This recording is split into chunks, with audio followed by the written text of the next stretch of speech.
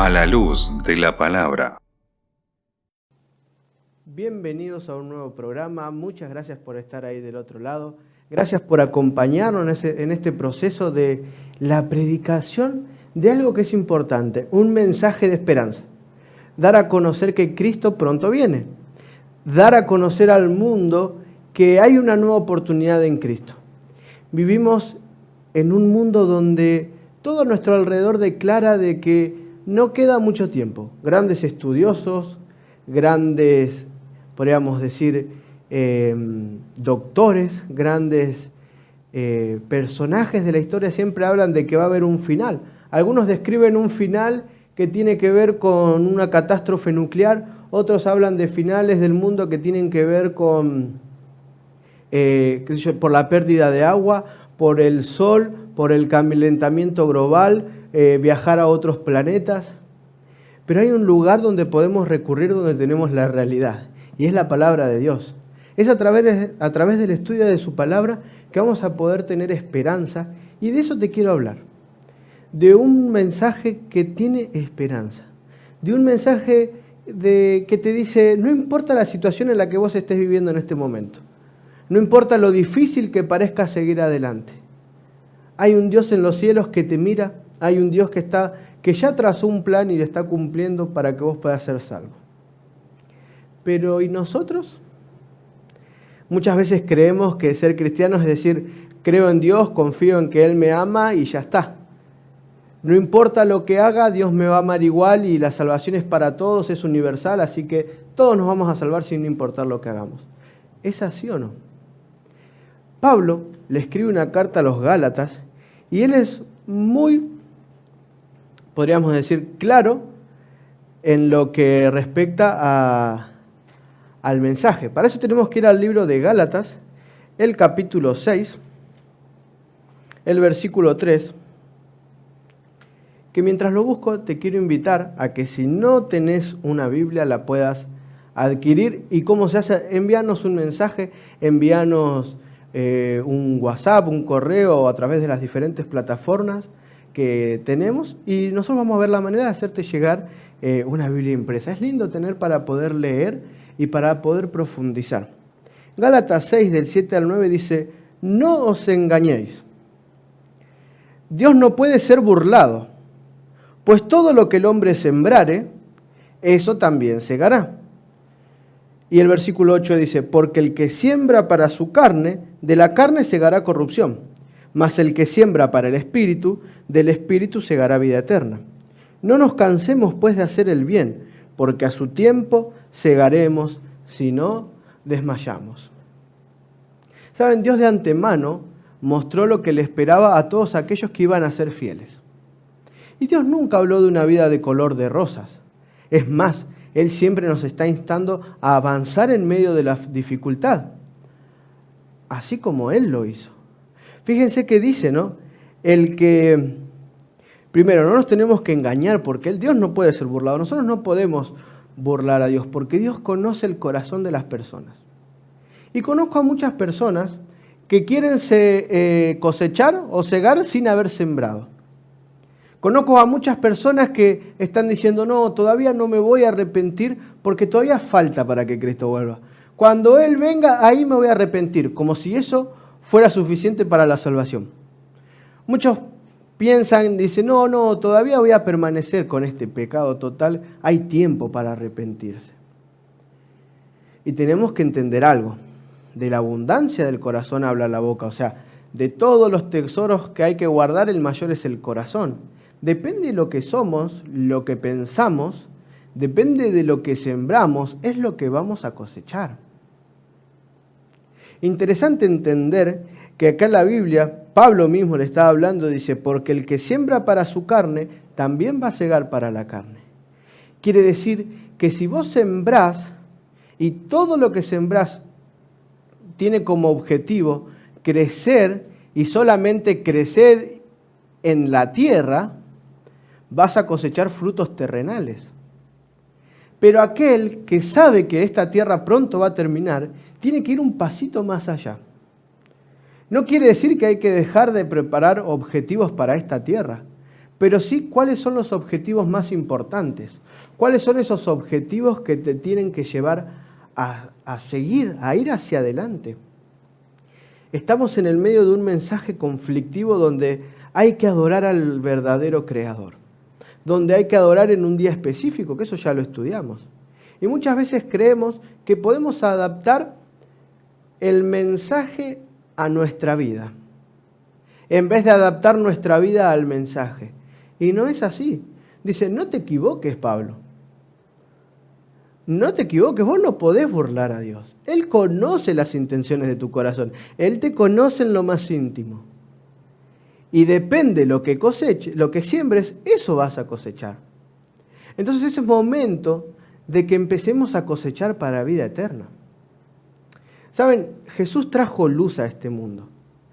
Y trajo esperanza en un mundo que estaba condenado, que estaba lleno de dolor y de angustia. Y Él fue maltratado, Él fue asesinado, Él fue calumniado. Y ahora nosotros, ¿creemos que va a ser diferente? ¿Creemos que servir a Cristo va a ser una vida fácil?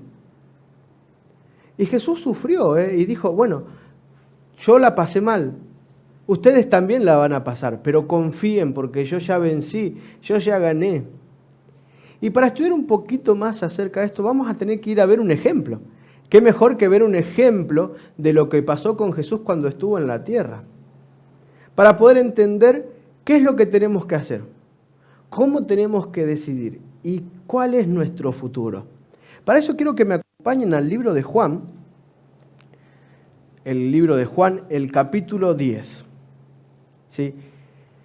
Y vamos a leer, es una parte importante del desarrollo de la historia, porque acá Jesús se presenta como el Mesías, pero no lo dice abiertamente. Miren, vamos a leer algo importante. Vamos a leer primero el versículo 22 y 23. Dice, celebrábase en Jerusalén la fiesta de la dedicación. Era invierno y Jesús andaba en el templo por el pórtico de Salomón.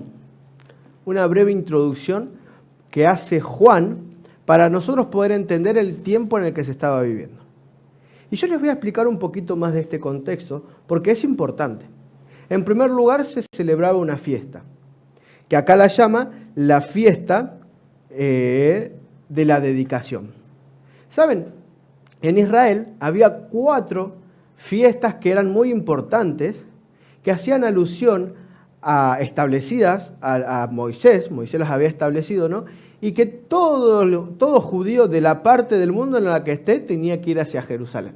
Solamente si superaba cierta cantidad de kilometraje se le podía perdonar, pero tenía que intentar ir.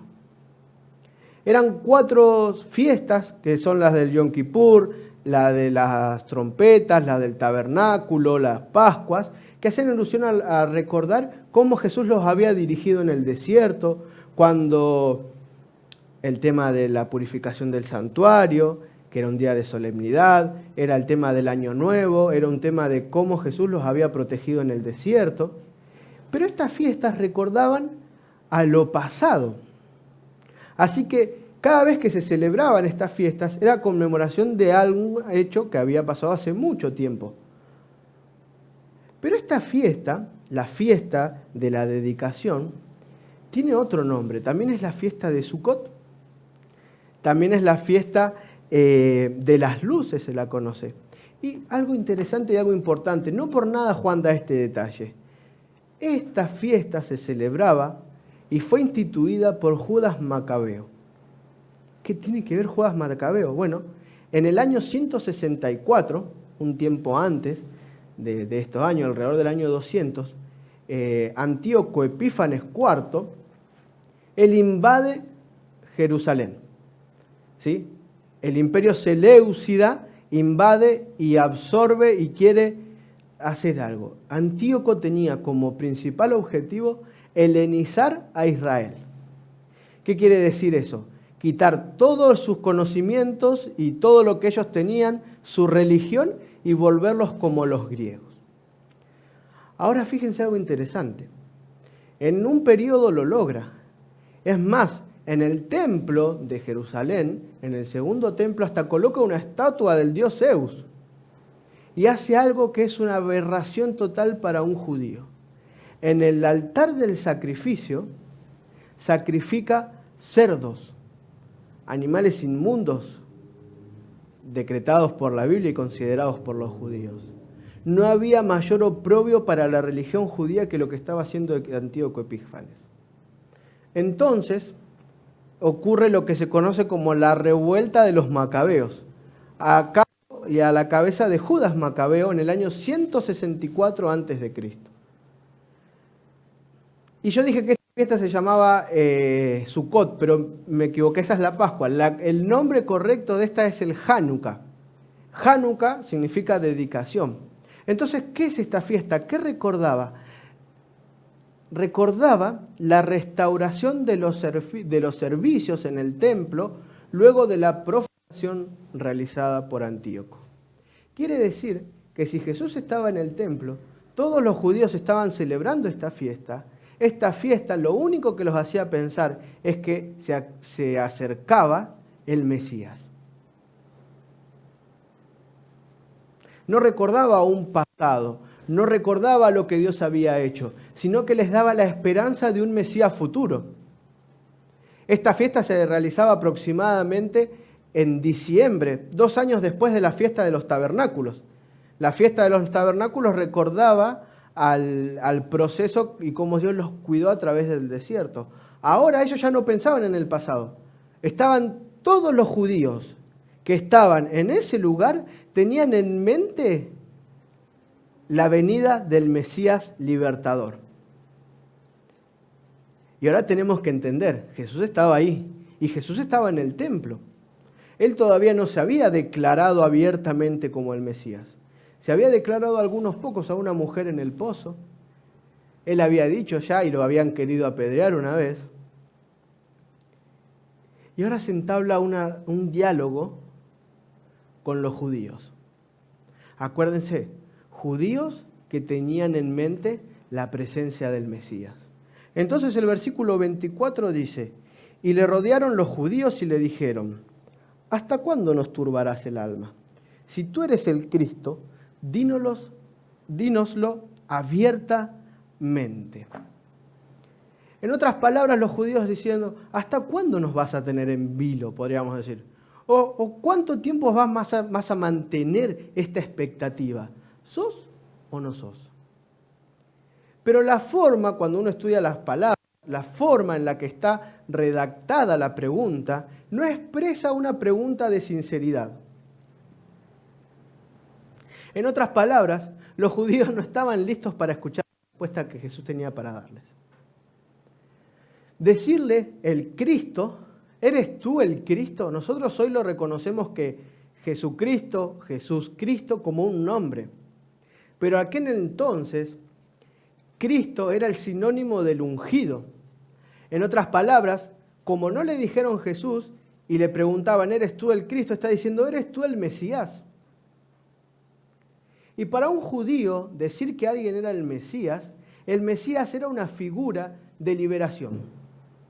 Lo primero que se le venía a la mente cuando alguien hablaba de Mesías era alguien de la orden de David, el mayor rey considerado para el pueblo judío. Pero el Mesías era mucho más. ¿Saben? La imagen del Mesías es un ser, que es Jesús, ¿no? Pero que ellos no creyeron, que en sí mismo encerraba la figura de profeta, sacerdote y rey. En otras palabras, declarar que era el Cristo era declarar y reconocer su autoridad divina. Y ahora imagínense ustedes y pónganse en lugar de los judíos. Estaban viviendo una fiesta donde todo a su alrededor les recordaba que iba a haber un Mesías que iba a venir a salvarlos. Y de repente se encuentran con Jesús. Un Mesías que ellos no lo consideraban como Mesías.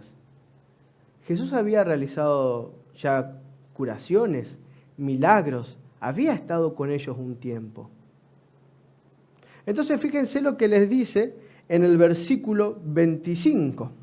Y Jesús les respondió: os lo he dicho y no creéis. Las obras que yo hago en nombre de mi Padre, ellas dan testimonio de mí.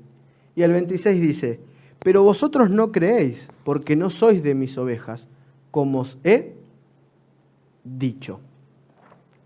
Interesante. A Jesús le preguntan si a él se le podía aplicar el título de Mesías. Pero él se autoaplica el título de pastor. Si Jesús decía que sí, no lo hubiesen aceptado. Porque Jesús no se cumplían las expectativas mesiánicas del Mesías. Él todavía no había expresado este título, pero ellos tenían en la mente un Mesías que las profecías hablaban, no de un Mesías que venía a liberar del pecado y del yugo del pecado. Ellos esperaban un Mesías que viniera a salvarlos del yugo romano. Ellos no esperaban la institución de un nuevo reino de gracia. Ellos esperaban la institución de un nuevo reino terrenal. Las expectativas de los judíos se habían olvidado de que Cristo les había prometido una nueva tierra, un nuevo lugar. Ellos tenían su mente en cosas totalmente materiales y mundanales. Ya estaban cansados de ser esclavos, rehenes del imperio romano. No podían vivir tranquilamente. Y ahora Jesús viene y les dice: ustedes me están preguntando esto no porque quieren saber quién soy. Ustedes me están preguntando esto porque ustedes quieren en realidad a alguien mejor que yo. O sea, alguien mejor en cuanto a alguien que tenga otras características. Y fíjense que hay algo interesante. Le dice: ustedes no son mis ovejas. Saben, la fe y la obediencia son las señales inequívocas de los seguidores del verdadero pastor. La incredulidad que había en los judíos no era el resultado de no pertenecer en el redil de Cristo, sino era la evidencia de que no eran sus ovejas. ¿Se entiende? Lo explico un poquito mejor.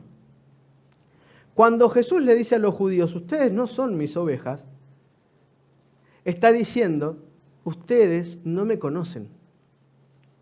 Pero peor aún, ustedes no me quieren conocer. Si ustedes me hubiesen preguntado si yo era el Mesías de una manera sincera, con el corazón abierto a mi verdad, yo les podría confesar quién soy. Pero un tiempito atrás, yo les dije que era mayor que Abraham y ustedes me quisieron apedrear. Vayan a buscarlo en la Biblia. Ahora otra vez ustedes están queriendo ir en contra de lo que yo les voy a decir. En su pregunta y en su acercamiento no hay fe ni obediencia, al contrario.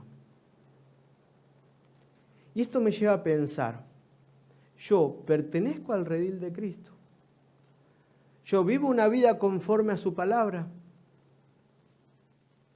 Entonces Jesús sigue y le sigue diciendo, miren, versículo 27 en adelante: mis ovejas oyen mi voz y yo las conozco y me siguen. Y yo les doy vida eterna y no perecerán jamás, ni nadie las arrebatará de mi mano. Mi Padre que me las dio es mayor que todos y nadie las puede arrebatar de la mano de mi Padre. Entonces ahora sí les dice: yo y el Padre, uno somos. Saben, los pastores del cercano oriente vivían muy cerca de sus rebaños. Y cuando la última oveja era sacada del redil, el pastor se coloca a la cabeza del rebaño y la sigue. Y no murmuran, la siguen sin vacilación.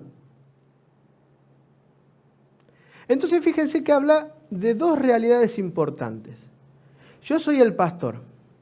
Aquel que quiera ser un cristiano me tiene que seguir. Pero seguir a Cristo significa heredar la vida eterna, porque dice: mis ovejas oyen mi voz y yo las conozco y me siguen. Y después les dice, y yo les doy la vida eterna, y no perecerán jamás. En otras palabras, seguir a Cristo, o haciéndolo un poquito más con el significado de la parábola, aquellas ovejas que sigan al pastor, la muerte es solo un sueño. No sufrirán la segunda muerte. Y saben, el pastor no obliga a nadie. Seguir a Cristo tiene que ver con una decisión personal. Seguir a Cristo es una decisión que cada uno de nosotros puede tener. Seguir a Cristo tiene que ver con una realidad. Las ovejas conocen la voz del pastor. Ahora, si nunca te relacionás con Cristo, si nunca escuchás su voz, ¿cómo vas a saber cuando Él te hable? Si no pasás tiempo con Jesús, ¿cómo vas a poder distinguir entre la voz de quién o quién no es uno? Un bebé, ¿por qué reconoce la voz de su padre? Porque lo escucha. No vamos a poder escuchar la voz de Dios a menos que no entreguemos nuestro corazón a Él. Y Jesús nos promete que en este mundo podemos encontrar salvación.